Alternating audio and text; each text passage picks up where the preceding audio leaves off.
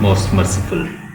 Dear student friend follower, in today's session, you people will learn Classical Poetry 2012 past paper, University of Sargodha. You'll be learning Classical Poetry 2013 paper. I'll teach you about Classical Poetry 2015 paper. I'll teach you Classical Poetry 2018, 2016, 2017, 2019. Even I'll be teaching you about some of past paper from University of Punjab. So today's session will be very useful and very crucial for you people. Let's begin. ये paper जो है वो आया हुआ है, ये जरा इसको देखें, 2019 का 18 का है, 2018 का ये पेपर है. और let me teach you about this.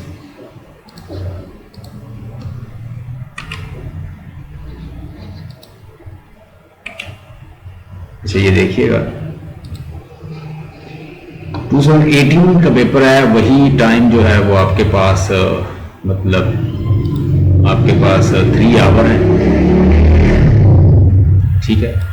और इसमें ये आपको शॉर्ट क्वेश्चन जो है उसने पूछे हैं. 2 लाइन से ज्यादा लाइन का क्वेश्चन आपने नहीं होने देना, यानी 2 से 3, या 2 लाइन या 3 लाइन में आपने इसको आंसर करना है, ठीक है. 3 लाइन्स कर लें, आपने इसको आंसर करना है. व्हाट इज क्लासिसिज्म, ये हमने डिस्कस किया है. क्लासिसिज्म क्या है? Classicism was a reaction against the romanticism. So classical poetry और क्लासिकल राइटर और क्लासिकल वे और style of writing was an imitation of the Roman Greeks way and style of the writing. And most prominent classical kind of poetry was the poetry of the Johnson, Dryden, Pope. They were the prototype or the model of the classical poetry. Classical poetry का जो model थे, prototype थे, वो 3 writer थे. उसमें Dryden, जिन्होंने edges को dominate किया था. ड्राइडन, ये नाम याद कर लें, जॉन ड्राइडन ये था, ठीक है. दूसरा पोप, अलेक्जेंडर पोप, जिसकी हमने रेप ऑफ द लॉर्ड पढ़ी. तीसरा जॉनसन, डॉक्टर जॉनसन, जिसने मेटाफिजिकल पोएट्स को क्रिटिसाइज किया था, बल्कि मेटाफिजिकल वर्ड ही उसने कॉइन किया था. कॉइन आउट किसने किया था? जॉनसन ने. ये उसका नाम है, डॉक्टर जॉनसन. ये तीनों क्लासिकल पोएट थे. ये कैसे लिखते थे? अलेक्जेंडर पोप, यानी पहले कौन आता है? John Dryden. इसने पूरी एक एज को डोमिनेट किया, जिसे कहा जाता है एज ऑफ ड्राइडन. फिर Alexander pope new classical poet था. न्यू क्लासिकल पोएट्री किस तरह की पोएट्री थी? It was a reaction against the passion, feeling, emotions and imagination. They right through the head, through the intellect, and they say that objective, they believe on objective and scientific reality. वो scientific reality और objectivity पे लिखते थे. And they totally follow the rules and regulation of the ancient classical writers. उनके rules और regulation को follow करते थे पोएट्री के अंदर. इवन के फीलिंग, पैशन रहे ना रहे, लेकिन आपका जो पोएट्री है वो हीरो कॉपलेट के अंदर होनी चाहिए, मतलब वो राइमिंग स्कीम के अंदर होनी चाहिए. जो राइम स्टाइल आपको किससे मिलता है? Ancient Greek. वो कहता है there pretty eyes roll, charm strike the sight, math win the soul. तो ये देखें वो कैसे हीरो कॉपलेट को किस तरह से बांधता है और कैसे वो बनाता है, चाहे उसमें रहे ना रहे पैशन, फीलिंग, लेकिन वो क्या करता, वो उनको एक क्लासिकल ऑर्डर के तहत लिखते और उसको इमिटेट करते. क्लासिकल राइटर को उसको कहते हैं. Classicism was a reaction against the romanticism. Okay, so classicism or classical kind or way, style of work or poetry was totally reaction of the romanticisms, and in classicism they follow rules and regulation of the ancient Greek. तो 3 line में लिखी. What is epic? Epic is a long narrative poems. ये मुझे follow कर रही हैं, आपको समझ आ रही है? What is epic? Epic क्या होती है? मतलब अगर आप 2 लाइनों में मुझे बताना चाहें तो क्या बताएंगे?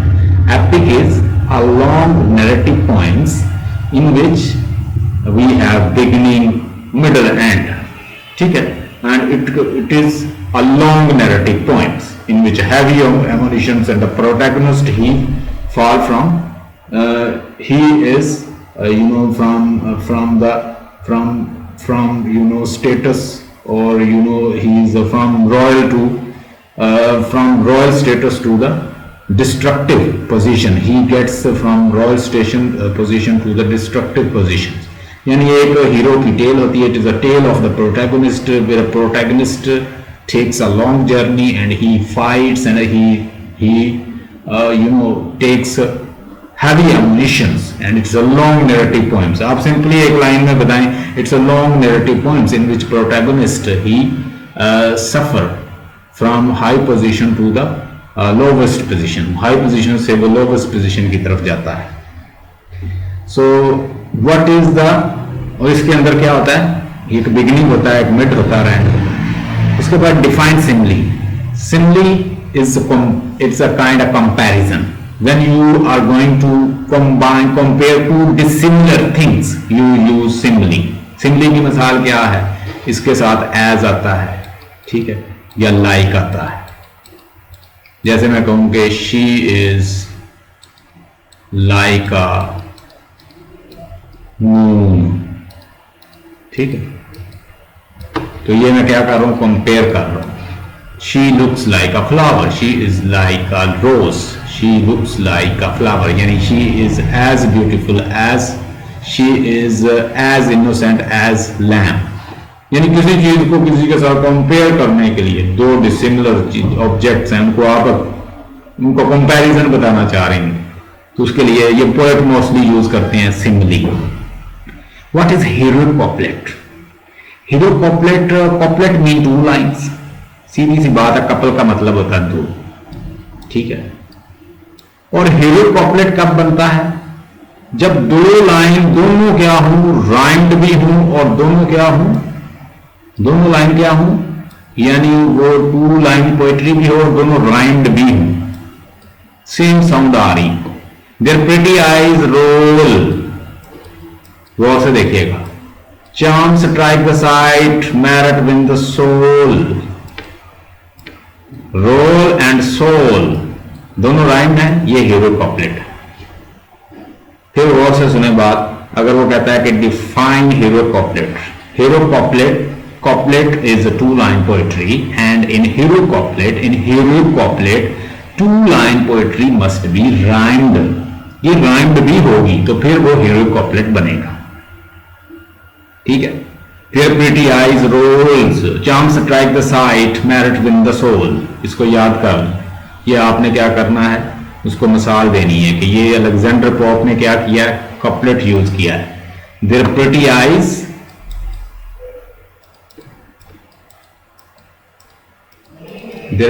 आईज रोल्स, ठीक है. There pretty eyes rolls, charm strike the sight, merit win the souls. तो ये क्या है, दोनों कॉपलेट, हीरो कॉपलेट में. What is sonnet? Who will define what is sonnet? हाँ जी, कुरातुलान क्या होती है सोनेट? ये it is a 14 lines poem. ये क्या होती है, 14 लाइन की ये पोएम होती है. It is 14 lines poem in which we have, हमारे पास क्या होता है, octave 8 line and sestet. यानी इसमें हमारे पास क्या होता है, 8 लाइन होती है और 6 लाइन होती है, और टोटल क्या बनती है, ये 14. So sonnet, in fact, the concept of sonnet has come from Italy, where the Italian poet Petrarch, he used to write poetry for his beloved Laura. So he addressed Laura. Laura was his beloved, and he used to write poetry for the Laura. लोरा ने उसको धोखा दिया था, लोरा के लिए poetry करता था. Concept of sonnet has been taken from the Italian poets Petrarch and after this English poets they followed the Petrarchan styles. Or Byatt and Surrey were the two poets they brought sonnet into England. यानी वो Italy से कहां लेकर आए sonnet, England के अंदर। उन्होंने उसके ऊपर एक्सपेरिमेंट किया और उन्होंने फिर क्या किया, वाइट तो वैसे ही लिखता रहा, इसको ट्रांसलेट ही करता रहा ज्यादा पेट्रार्क को। तो जबकि सरे ने थोड़ा सा एक्सपेरिमेंट करके क्या कर दिया, उसने 4-4 लाइन, कैसे 4-4-4-4, ये होते क्वार्टरन्स।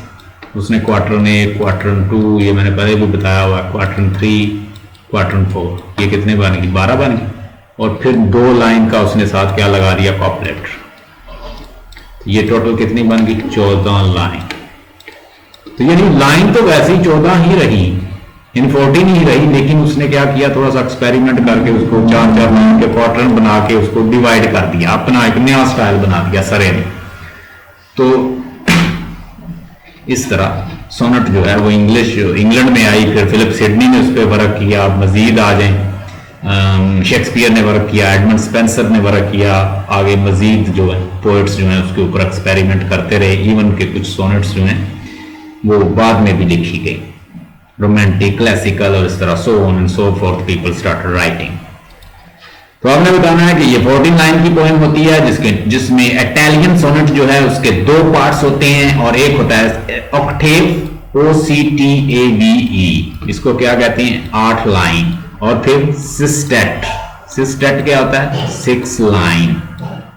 ठीक है, ये 14 लाइन की हमने कंसेप्ट कहां से, इटली से लिया। Later English poet they brought poetry in the England and they experimented on the sonnet.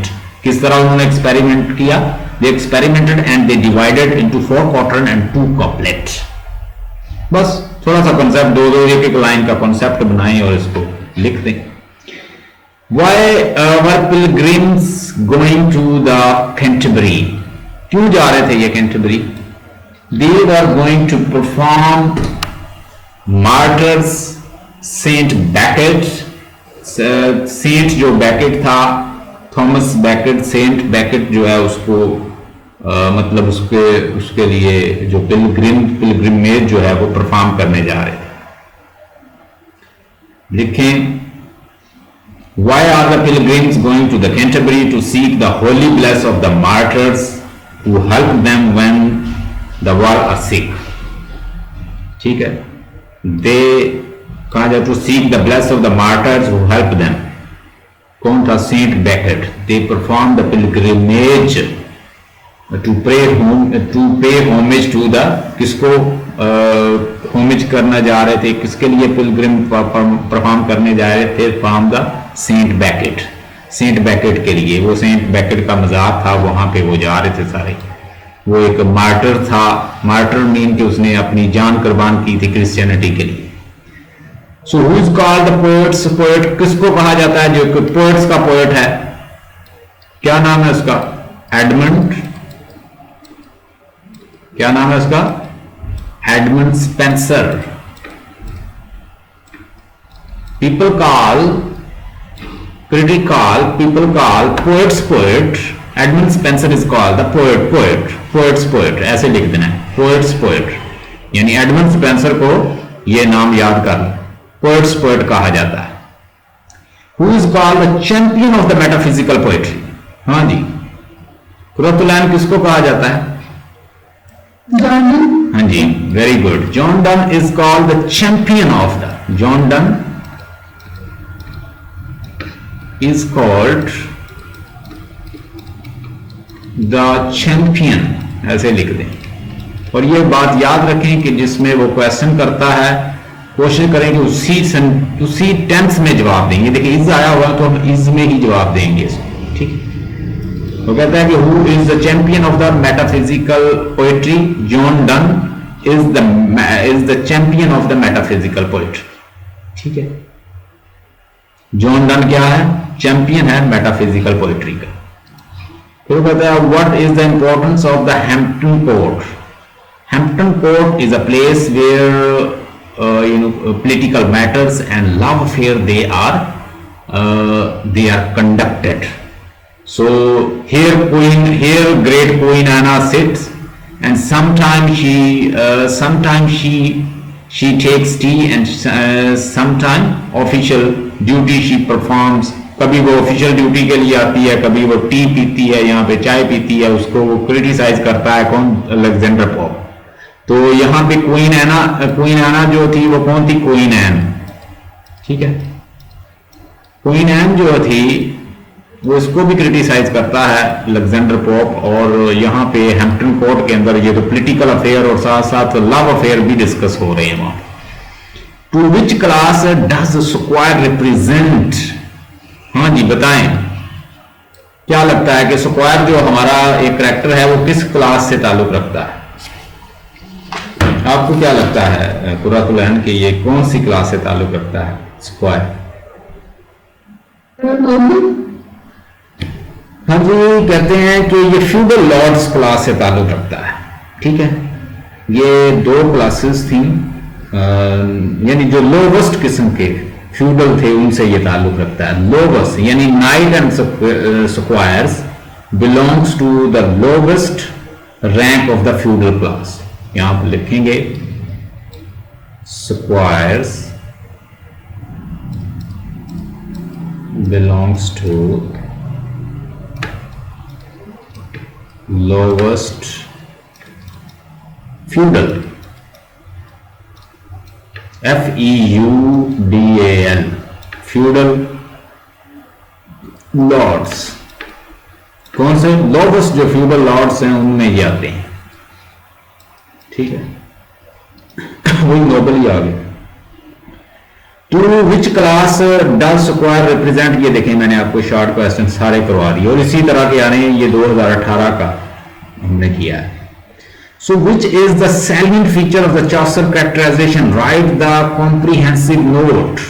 देखिए उसने कॉम्प्रिहेंसिव नोट हमें कह दिया, तो हमने क्या करना है, अब क्वेश्चन को समझते हैं कि salient features of the characters characterization. Chaucer's character, Chaucer की कैरेक्टराइजेशन क्या है, वो किस तरह की कैरेक्टराइजेशन करता है, ठीक है।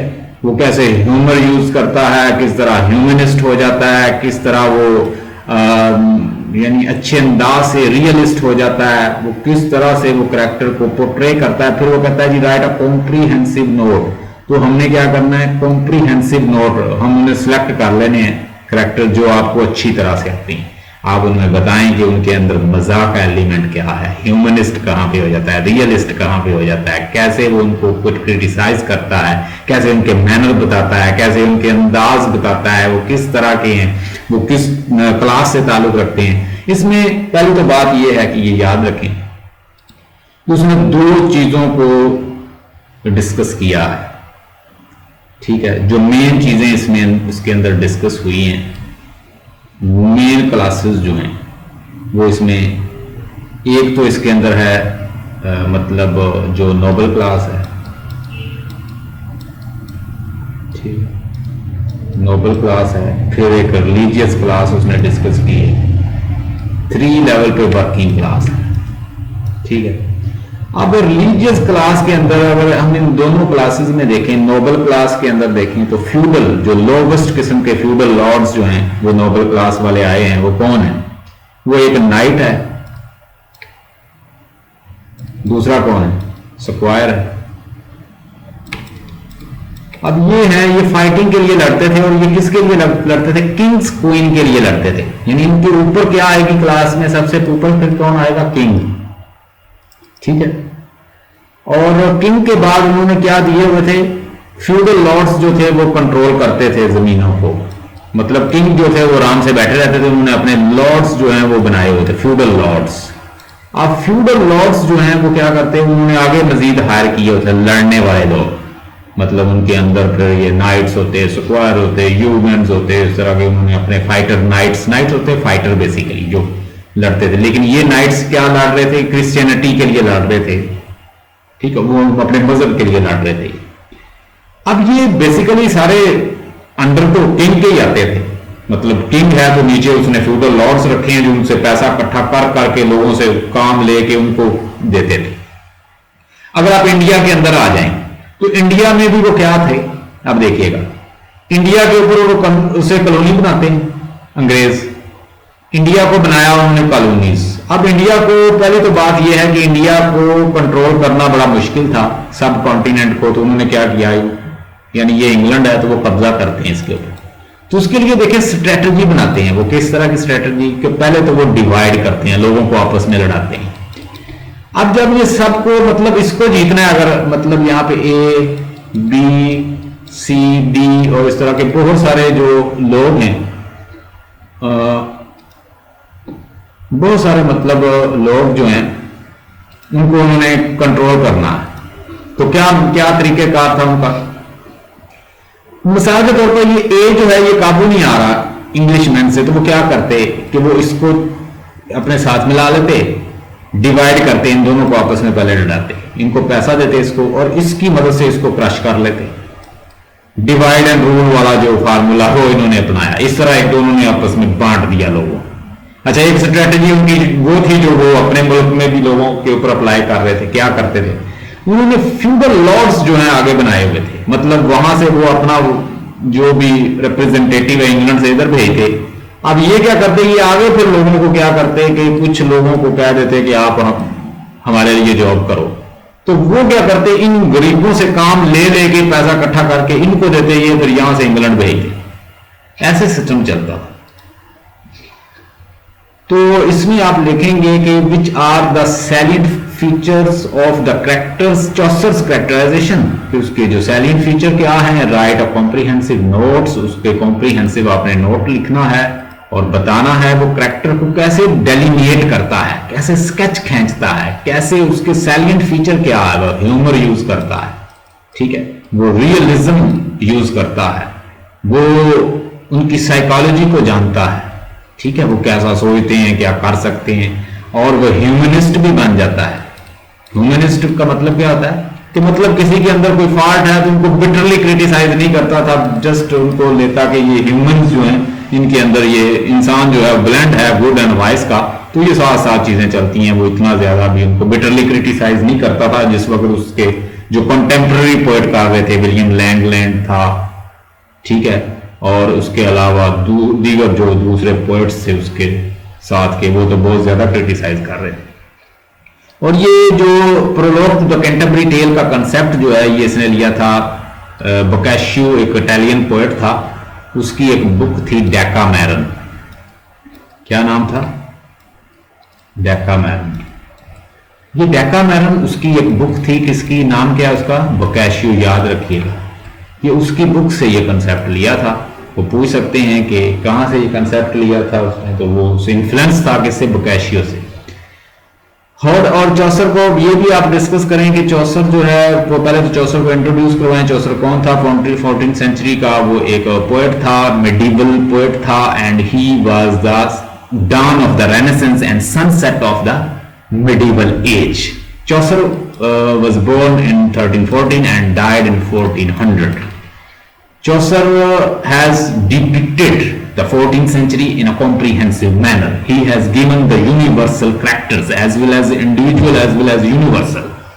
उसके कैरेक्टर जो हैं वो यूनिवर्सल लगते हैं। टाइम आता है, सदियां आई, सदियां चली गई, लेकिन चौसर के आज भी मंक मिलेंगे, चौसर के आज भी फ्रायर मिलेंगे। आज भी आपको कोई फ्रायर जो है, कोई सॉमनर जो है, कोई पार्टनर, कोई सॉमनर किसी फीमेल को सड्यूस करता नजर आएगा। आज भी आपको कोई ऐसा क्लर्क नजर आएगा कि जो बुक्स के पीछे दीवाना है। आज भी आपको कोई एडवोकेट वैसा नजर आएगा। आज भी फार्मर भी आपको नजर आएगा। आज आपको कोई पार्सन कहेगा कि when gold rusty what shall iron do, जब सोने को जंग लगे तो लोहे को तो लगना ही है। आज भी आपको कोई ना कोई ऐसा कैरेक्टर ऐसा बोलता हुआ नजर आएगा। कोई नाइट अपने मजहब के लिए लड़ता, कोई लस्टी लवर स्क्वायर जैसा, कोई यूरमैन वैसा, कोई पार्टनर, कोई मन, कोई सोमनर, कोई प्रेरस। आज भी आपको कहीं नजर आ जाएगी कोई के जैसे कोई मॉडल की तरह, और उस अरिस्टोक्रेटिक जो मैनर्स हैं उनको फॉलो करती है। आपको प्रेरस कोई नजर आ जाएगी, वाइफ ऑफ द बैथ आपको नजर आ जाएगी।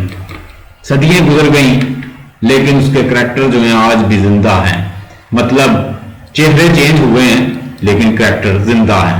हो सकता है वो आपसे ये क्वेश्चन कर दें, discuss Geoffrey Chaucer's characterization, universality in Chaucer art of characterization. यही क्वेश्चन, कि आपने करैक्टर बताने, यानी है ही पिक्चर गैलरी, है ही करैक्टर, टोटली बुक ही करैक्टराइजेशन पे है, तो आप करैक्टर अच्छी तरह से याद कर लें 10-12। आपका क्वेश्चन अटेम्प्ट कर लें जौन सा मर्जी। How does Milton justify the way of God to man, how far is successful in doing so. हमने इसको डिस्कस किया, मैंने आपको असाइनमेंट भी सेंड की कि वो जो उसकी पैराडाइज लॉस है वो justify the way of the God, वो ये बताना चाहता है। Discuss Faerie Queens as an allegory, ये हमने डिस्कस किया है अगले दिन, मैंने आपको बताई, सेंड किया हुआ है। एलिगरी है, एलिगरी मीन के वो एक एलिगोरिकल वर्क है। किस तरह से, जरा गौर से देखिए। फेरी क्वीन के अंदर एक रेड क्रॉस नाइट है, रेड क्रॉस नाइट है। रेड क्रॉस जो है वो सिंबल है किसकी, क्राइस्ट की, फाइटिंग की, होलीनेस की, सर्च फॉर होलीनेस की, और एक यूना है, ठीक है। एक है यूना, और ये जो यूना है ये क्या है, ये मॉन्स्टर से इसको खतरा है और इसके पेरेंट्स को मॉन्स्टर ने और कत्ल कर दिया, मतलब उसको उनको नुकसान पहुंचाया, और ये रेड क्रॉस को कहती है कि वो उसका बदला ले। ये मॉन्स्टर से लड़ता है, दीगर जितनी भी मतलब रास्ते में सिंबॉलिक किस्म की वो चीजें आती हैं, बिल्कुल ऐसा ही सफर करता है जैसे कोई होली चीज को तलाश करने के लिए करता है। तो ये बेसिकली एक तो इवल है, एक गुड है, इसके अंदर ये गुड की सिंबल है रेड क्रॉस और ये ऊना, और ये दूसरी वहां पे इवल की सिंबल है, मतलब ये मॉन्स्टर, ये असदहा और ड्रैगन्स, ये सारे जिनसे वो लड़ता है।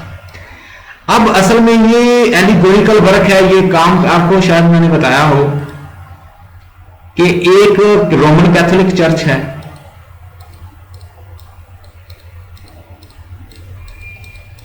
और दूसरा चर्च कौन सा है, प्योरिटन या प्रोटेस्टेंट, ये प्रोटेस्टेंट का, इनको एंग्लिकन भी कहते हैं। इंग्लैंड के अंदर जो चर्च काम करता है या जिसको फॉलो करते हैं उसे कहते हैं एंग्लिकन। जो यानी रोम या इटली के अंदर है वो कौन सा है, रोमन कैथोलिक, उनका एक अपना पॉप होता है, ठीक है, वो रोमन जो रूल्स हैं उनके मुताबिक चलता है। रोमन कैथोलिक जो क्रिश्चियनिटी के जो रूल्स हैं उनके मुताबिक चलता है। अब ये जो है चर्च इन्होंने अलग बनाया, वो कहते हैं कि ये जो चर्च था वो इवल की सिंबल था, ये गुड की सिंबल है, Anglican.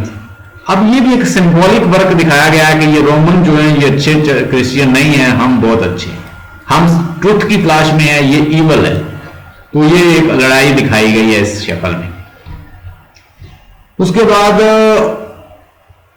Which are the different themes of the Shakespeare sonnets, ये मैंने बड़ा डिटेल बताया थीम्स। उसके अंदर लव का थीम है, ठीक है, सिडक्शन का थीम है, उसके अंदर क्या है, धोखे का, डिसेप्शन का थीम है। शेक्सपियर की सोनेट के अंदर एक ट्राइएंगुलर लव है, फिर इसका थीम है। शेक्सपियर की सोनेट के अंदर लव की इकसाम भी, ब्यूटी की भी इकसाम बताई गई है कि एक होती है फेक ब्यूटी और एक होती है रियल ब्यूटी, ब्यूटी का थीम है, रोमांस का थीम है। ये सारे थीम्स हैं उसकी पोइट्री के अंदर शेक्सपियर की, आपको मैंने सेंड की हुई है, उसको पढ़ लीजिएगा थीम के बारे में। अच्छा, एक चीज और इसमें नोट करें, शेक्सपियर की जो सोनेट्स हैं कहते हैं 154 सोनेट लिखी हैं, और उसके प्ले के बारे में एक मिसकॉन्सेप्शन है, कुछ कहते हैं कि 39 प्ले कहीं आपको मिलेंगे गूगल के ऊपर लिखा, कहीं 37 लिखे हुए मिलेंगे, कुछ लोग कहते हैं उसने 37 लिखे थे, 39 भी कहते हैं, एनी हो 37 ही आप मान लें, ज्यादा ये फिगर आता है। अब 154 सोनेट लिखी है शेक्सपियर ने, और कितनी है, 37 उसके प्ले हैं। अब 154 सोनेट्स जो हैं उसके अंदर उसने 3 ऐसे ट्राइएंगुलर लव जो है बताया, ठीक है। ट्राइएंगुलर लव कैसे बनता है कि एक तो लव है ब्यूटीफुल यंग मैन का, यंग मैन, ठीक है। अब young man, beautiful young man है, उससे मतलब स्पीकर जो है वो खुद भी मोहब्बत करता है, और एक स्पीकर है सोनेट में बोलने वाला, अब वो पता नहीं शेक्सपियर है कि वो कौन है, यानी वो एक स्पीकर है बोलने वाला। और तीसरी डार्क लेडी कि जिसके बारे में कोई पता नहीं वो कौन है। अब ये डार्क लेडी जो है वो हमारे स्पीकर से भी प्यार करती है और साथ वो इन्फ्लुएंस हो जाती है स्पीकर के फ्रेंड से, जिससे स्पीकर खुद भी बड़ी मोहब्बत करता है। वो भी मेल है और ये भी मेल है। पता नहीं ये कोई गे रिलेशन है या ये कोई होमोसेक्सुअल रिलेशन है स्पीकर का और इसका, यानी किस तरह का उस यानी ब्यूटीफुल यंग मैन के साथ रिलेशन है कोई। मतलब एक तो ये स्पीकर है और एक ये ब्यूटीफुल यंग मैन है और एक डार्क लेडी है। अब ये तीनों जो है इनकी डिस्कशन हमें दिखाई जाती है। स्पीकर जो है वो गिला करता हुआ नजर आता है कि तुमने मेरे फ्रेंड को चूज कर लिया। डार्क लेडी को कहता है तुमने मेरा दोस्त छीन लिया मुझसे, मुझे ये तो परवाह नहीं है कि तुम मुझसे दूर हो गई हो, लेकिन ये मेरा दोस्त मुझसे चला जाए, मुझे इसका बड़ा अफसोस है। फिर वो कभी अपने young man beautiful young man है उसको ये कहता नजर आता है कि तुम बहुत खूबसूरत हो मेरे महबूब, एक वक्त आएगा तुम्हारी जवानी जो है ये जाहो जलाल बिल्कुल मिट जाएगा, तुम कोई कॉपी अपनी यहां छोड़ जाओ, मतलब तुम शादी कर लो, तुम्हारे बहुत ब्यूटीफुल बच्चे हों, तुम्हारी ब्यूटी बच जाए, हर चीज डिके का शिकार है। तो इस तरह हम इसके अंदर देखते हैं डिके का थीम, ब्यूटी का थीम, रियल ब्यूटी का, फेक ब्यूटी और रियल ब्यूटी का थीम, ठीक है, लव का थीम, रोमांस का थीम, गे रिलेशन का थीम भी हमें मिलता है कि गे रिलेशन जैसे होता है, ट्राइंगुलर रिलेशन का। ये जितनी मर्जी आप इनको डिस्कस कर लें, अच्छा खासा हम इसको बढ़ा सकते हैं। उसके बाद आ गया हाउ डज अलेक्जेंडर पोप। यही क्वेश्चन बार बार कुरातुलैन और सोफिया अगर आप देखें तो यही क्वेश्चन जो है बार बार आ रहे हैं। मतलब ये मैंने जितने भी पेपर उठाए हैं यही, इससे बाहर तो वो जा ही नहीं रहा। तो आपको परेशान होने की जरूरत क्या है, यही बार बार question. How does Alexander Pope point out the evil of the English society in the 18th century. बताएं जी क्या मुश्किल है, ये कौन सा क्वेश्चन है? कुरातुलैन ये आ जाए तो क्या कौन सा क्वेश्चन लिखोगी? सर 18th सेंचुरी का। हमने 18th सेंचुरी यानी रेप ऑफ द लॉ